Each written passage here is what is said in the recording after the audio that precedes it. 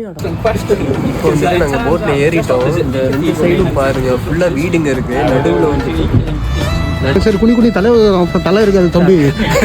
இல்லை தெரியுது.